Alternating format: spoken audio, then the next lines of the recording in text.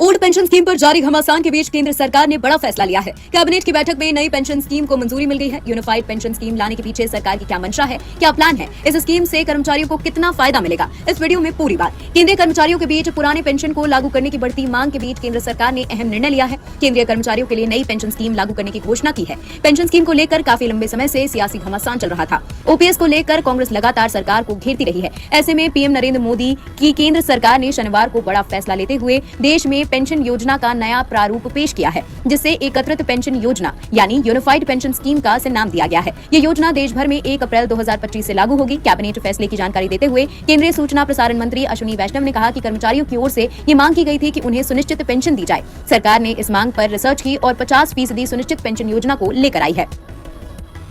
इस योजना के अहम बिंदु क्या है, वो जान लीजिए। 25 साल या उससे ज्यादा समय तक नौकरी करने वालों को पूरा लाभ मिलेगा।